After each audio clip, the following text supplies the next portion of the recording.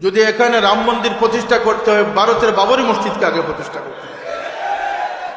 সেখানে আমার মুসলমান ভাইরা গরু কুরবানি করতে পারতেছে, মসজিদের গম্বুজে আগুন ধরিয়ে দেওয়া হচ্ছে, আর এখানে সমতার সম্প্রীতির ধ্বজাধারীদেরকে এইভাবে আপোষ করলে সেটা জনগণ আপোষ করবে। আজকের দিনে ওই সংবাদ দেখলাম যে রাম মন্দির প্রতিষ্ঠা হচ্ছে বাংলাদেশ। একটা ধর্ম উপাসনালয় হতেই পারে, আমরা সাম্প্রদায়িক না, সকল ধর্মের যার যার ধর্ম পালনের অধিকার আছে।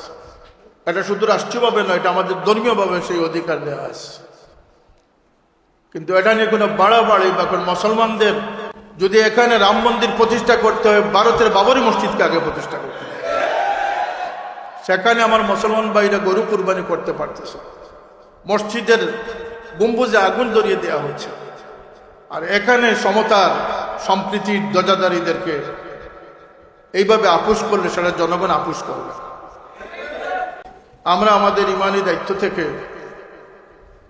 কোনো উস্কানি নয়, আমার বিরাদারান তরিকত যারা আছেন, আমাদের সংগঠনের দায়িত্বশীল যারা আছেন, আমার পীর মুর্শিদের মুহিব্বিন মুরিদিন যারা আছেন, আমাদের আজকের দিনে যে বিশেষ ত্যাগী হতে হবে সেটি হচ্ছে ইসলামের সৌন্দর্য রক্ষার জন্য আমরা আমাদেরকে কোরবান করতে প্রস্তুত হতে হবে। এখানে আমাদের আপোষ করলে চলবে না। প্রত্যেকটি অঙ্গন থেকে সকলে চেষ্টা করা উচিত যে ইসলামের যে বাস্তবতাকে বিলীন করা হচ্ছে, যে তহজিব তমদ্দুনকে বিলীন করা হচ্ছে। ইসলাম সেই মাধুর্যপূর্ণ দিন।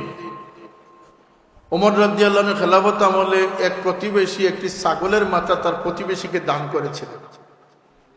7 গড় পর্যায়ক্রমে 7 গড় পরে এসে আবার সেটা মূল গড়ে এসে প্রবেশ করেছে।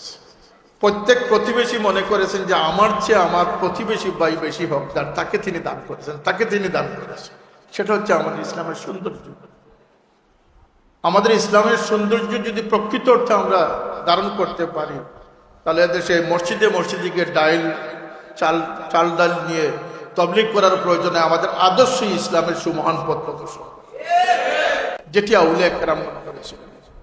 একটি চাকুও তাদের সাথে ছিল না, পিস্তল কামান তো দূরের কথা। শাহজালাল রহমতুল্লাহ আলাইহি এখানে এসেছিলেন, মান রাআহু ফাকাদ ইহতাদা। তার সেই নুরানি ছেড়াই দলালত করেছিল, তিনি একজন সত্যবাদী মানুষ। তার ভাষা মানুষ বুঝতো না, কিন্তু মানুষ এটা জানতে পেরেছিল যে তার কাছে জান মাল ইজ্জতের নিরাপত্তা রয়েছে। সেই নিরাপত্তাটা আমাদের নিশ্চিত করা দরকার।